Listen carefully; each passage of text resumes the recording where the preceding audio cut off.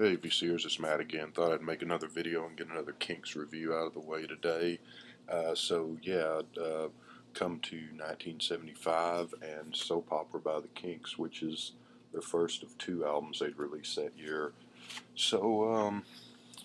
Retread a little bit. I keep going back to this article in Cream magazine from back in 1980, written by Jay Kordosh. He did all the article. He talked about every Kinks album that had been released up to that point, and he loved the 60s stuff, and he loved Low Budget and the Double Live album, which was just a brand new album at that point.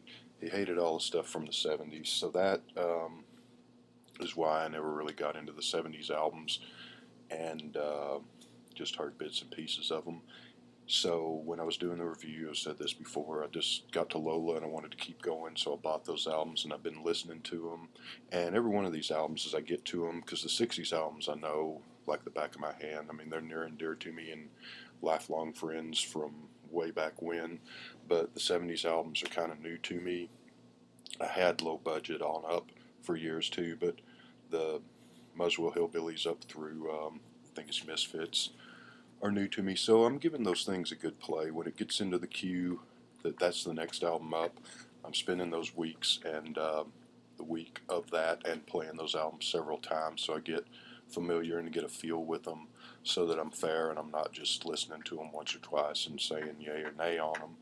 But anyway, in the Cream article there, he didn't like any of those 70s albums, which I'm finding is kind of the case with me. Some of those, every one of those albums, even Preservation 2, which I reviewed earlier today, and I really don't like at all.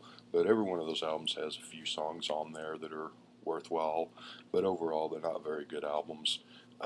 This one, I stayed away from. I remember seeing this in the record stores when back in the back in the early '80s and all, when they had a lot of record stores, and I just stayed away from it because he singles this one out as probably the worst Kinks album of all time. So I'd never heard anything from this, and I always thought, if it's the worst, why bother? Never really liked the cover. Some people like the cover. I think it's kind of silly, but then you got the cover, you got the gatefold. It's a single album, but it's a gatefold. Those are the lyrics to the songs. These are pictures that, when you're listening to the album, they actually do fit with the songs. The illustrations are pictures there, and you got lyrics on the back side, and then the song list and who all's in the Kinks that year, because it was changing day to day in the 70s. But the title is The Kinks Present a Soap Opera featuring Norman and the Star Maker, and even that's pretty pretentious. On top of that, it's another rock opera. By this time, the Kinks are up to their fifth or sixth straight concept album rock opera in a row. Getting kind of tired of the rock operas, so I went into this with kind of dreading getting to this album because I really had to gear myself up to put it on and sit down and listen to it, and I've listened to it several times. I was expecting this to be as bad, if not worse, than Preservation Act 2, and so it gave it a few spins, and imagine my surprise that this album is actually a delight. I really like this. Of their 70s albums that I'm up through so far, this is by far the best. And the usual disclaimer again that no, it doesn't compare to what they did in the 60s. I'm not saying that, and it doesn't have much competition in those other 70s albums, but just standing on its own, I think this is a really good album. And so the story, and this story is not convoluted. It's easy to follow. It's not like the Preservation albums or the Everybody's in Showbiz and those concept rock opera things that came before it. It's a pretty simple story. Famous rich rock star, wonder who that could be, decides that he's kind of bored with the life of ease and fame and fortune, and he decides to find a regular everyday smo, regular guy to trade places with for a while.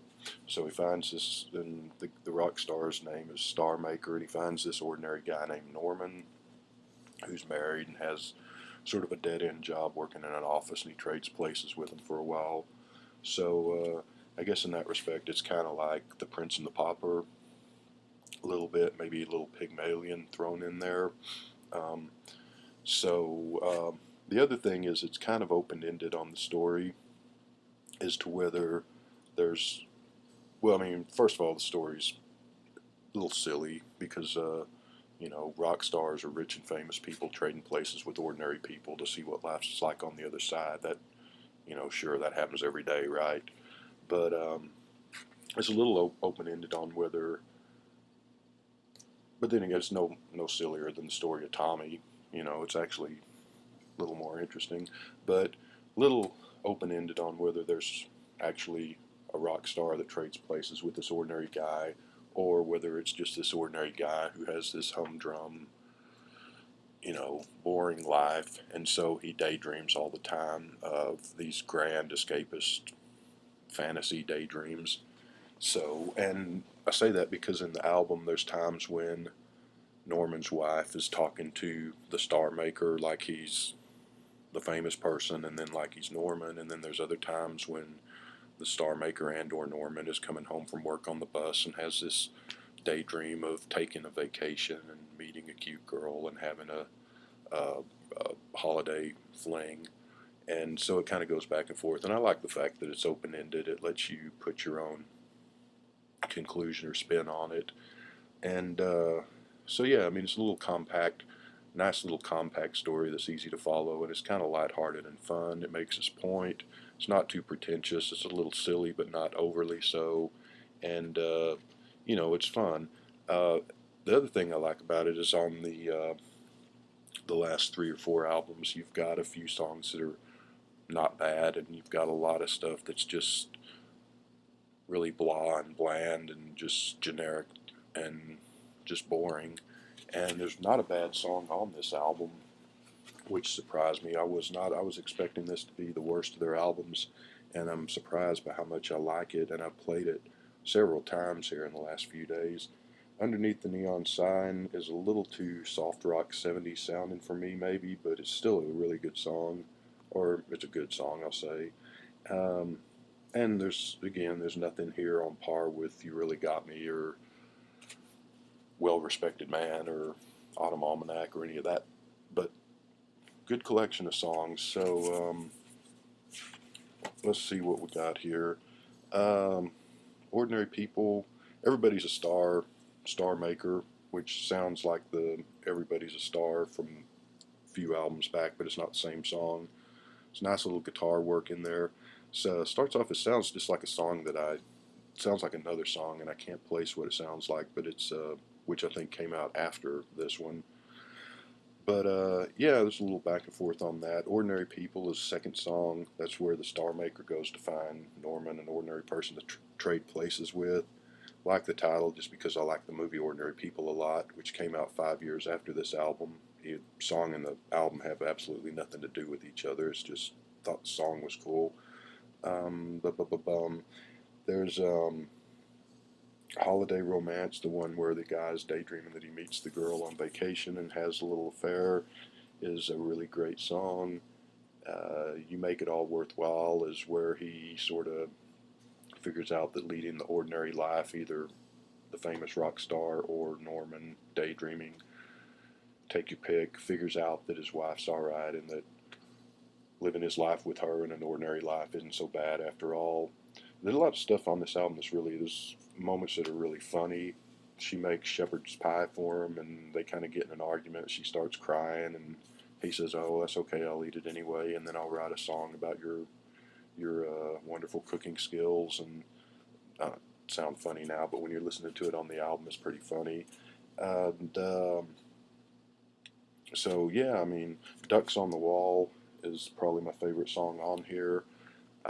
Some people don't like that song so much, but I like it. It's probably one of my favorite Kinks songs of this period, and it's another funny song, and it's a rocker, and Ray and Dave are kind of shouting out the lyrics and having a good old time with it. But it's sort of if you ever go into someone's house and they've just got some tacky, awful, I don't know, picture of dogs playing poker on the wall or something, and you're just sort of like, And so Norman's wife has these ducks plaster ducks, I guess, hanging on the wall in their living room, and Norman can't stand the things and wants to get rid of them. And his wife's like, my mom gave those to me. We're not getting rid of those. And so they drive him crazy. And it's a funny song, but it's a good rock and roll song.